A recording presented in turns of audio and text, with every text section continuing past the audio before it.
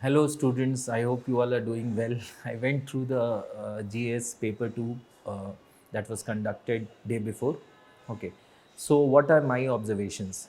First of all, we are recording this so that it can help you in the future. That is one of the principal mandates. Second, those students who have appeared, of course, we are also addressing to them. Okay, if you ask me, I feel that when you read the question in a more insightful manner, one will realize that this was a conceptual paper. Okay, it looks visibly looks easy, but it is not that easy if you do not have an understanding of the concept. That's not being negative, but that's having more of a conceptual understanding. I'll give you reason. First of all, around 9 questions were directly from polity, somehow related to governance and current affairs. It is more pertinent to understand what is the psyche of UPSC before. This is the most important take that I would say, that what is the rationale and what is the background in which UPSC has asked this question.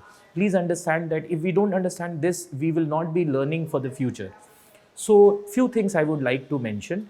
Question, for example, they asked a question on federalism, fiscal federalism. Usually we talk about finance commission, okay, and articles in the constitution like 282 discretionary grant, 275 grant in aid, 280 finance commission.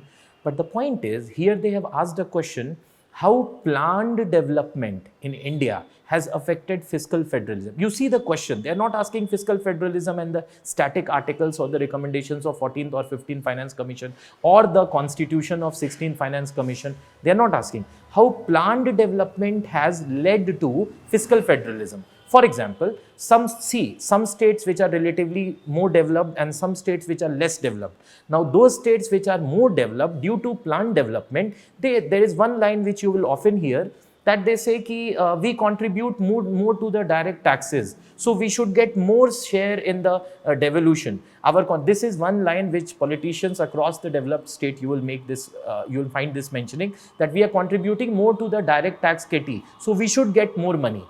Here the point is, so you should also see it from that perspective, that how planned development in certain parts of the country has led to them being more prosperous and then contributing more to the national tax kitty, especially direct taxes. In reciprocal of that, they want more money. But the point is, if the center gives them more money, then developed state will become more developed and underdeveloped or developing state would go more down the slide. So it is also about balancing equilibrium. Okay, so how green revolution in the western part of the country brought more what you call prosperity, how the governmental policies on customs and other or establishment of ports and all in certain coastal states make them more prosperous. But that also means that it is the duty of center to balance with those states which are landlocked or which are underdeveloped. So seeing fiscal federalism from the perspective of planned development, we are not like United States, where some states like Texas and California are doing so well. So here we also need to balance from that perspective. First thing. Second question, so first thing is conceptual aspect, that just reading the question from fiscal federal, I'm just taking few questions so that you understand. Just reading the question from fiscal federalism perspective and writing an answer will definitely go astray, because here the question was context of fiscal federalism from the perspective of planned development. Second question, I myself taught this 4 years back. I very fondly remember about the tribunal reforms, especially many appellate tribunals were dislodged, okay, like film certificate appellate tribunal were dislodged. So 4 years back, this was in current affairs, which I mentioned in the class also, and this UPSC has asked a question on tribunals, okay, and the reforms in 2021. Another important thing is that there are only few vibrant democracies which UPSC has been repeatedly asking. You see United Kingdom, United States, France and some more countries which UPSC is asking. USA, this time they have asked 2 comparative questions related to USA. That question on preemptive pardon, that was very, very widely covered by the Hindu also in January 2025. Joseph Biden, the previous president of United States of America, issued certain preemptive pardons. So here UPSC wants you to read the read the newspaper. So this question was pure contemporary from current affairs. So merely knowing about Article 72 and 161, pardoning power of president and governor respectively, and pardon, commute, remission, respite, reprieve will not do justice. You also need to have a current affairs understanding that the difference between the pardoning powers in America with that of India. So what I'm trying to convey is that what are the sources you must be aware of so that you write a wonderful answer. So current affairs is something which UPSC is highlighting, that you should have a good awareness about current affairs, especially those countries which are parallel democracies like United States. See, again you see appointment of judges in US and India. So comparing constitution mein current affairs is of paramount significance, first thing. Second important thing, some old current affairs also they have asked, especially important topics like tribunal. Third important thing, they have asked a beautiful question on procedural and substantive limits in the amending power of the parliament. This is something which is beyond that. On one aspect, you just see, check whether there is a law passed by a competent authority after following all the procedure. You also check whether the law is fair, just and reasonable, and what are the procedural limitations on the parliament of fairness, as well as the substantive limitations that within the 7th schedule, they can make laws within their respective domain. So you see procedural and substantive question, this was conceptual in nature. Again, fiscal federalism, not asking finance commission, but asking the impact of fiscal federalism through the prism of planned development. So on the face of it, it looks that, oh, they have asked a question from pardon, but they're asking to compare with USA. On the face, it looks that they have asked a question from fiscal federalism, but actually they are asking fiscal federalism from the perspective of planned development. On the face, it looks that they are asking a question from amending powers of the parliament, but actually they are asking the procedural and substantive limitations on the amending powers of parliament. Attorney General question was more or less predictable. National Commission for Protection of Child Rights, that question was also an easy one. I would say most of the questions were being, if I can take that liberty, were very easy.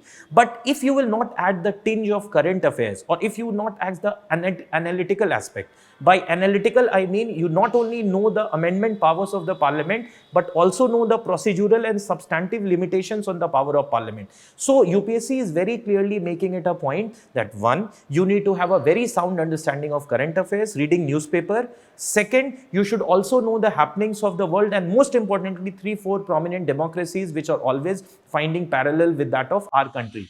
Third important thing, some current affairs of the past also UPSC sometimes ask. Okay, like they have asked tribunal reforms, which I have discussed in current affairs. Now UPSC asked after 4 years. Okay, other questions were by and large relatively easy. Now, if we talk about other aspects, the questions on constitutional morality, which was relatively an easy question. The question on Attorney General was relatively a very easy question. Question on National Commission for Protection of Child Rights, that was relatively an easy question.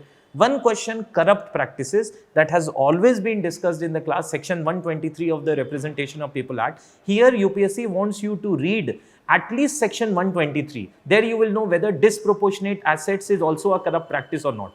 So what are the key takeaways that we can take for the next year? One, you should have, while reading static, you should also keep deep understanding. So if you see, while reading while going through the topics, you should also note what are the key developments in other countries, especially prominent democracies that I mentioned. First thing. Second, current affairs is of paramount importance. Static topics are always to be linked with the current affairs. Third, sometimes UPSC surprises you by asking a current affairs which was not recently in news, but during that topic, you will always see that the past major development is also addressed. That has to be taken into consideration. And fourth, not having only a basic understanding of the topic like amending powers of the parliament, fiscal federalism, but also the conceptual part, that what are the procedural aspect, what are the substantive aspect, and interdisciplinary. So I would sum up that having a sound understanding of the basics, somebody who is reading newspapers meticulously throughout the year, and somebody who also focuses on conceptual aspect rather than fact related to the articles will definitely make a good show in this particular paper. Overall, I know the question was so visibly so easy that almost all the students who were appearing for mains will write answers. But writing an answer and writing a very good answer requires some understanding will make the difference, and that is persistent hard work throughout the year. Some students which I have talked through, most of them are doing well, and I'm sure they will come out with flying colors. With this, I wrap my discussion and my understanding and analysis of the GS paper 2 that was conducted day before. Thank you so much. God bless you.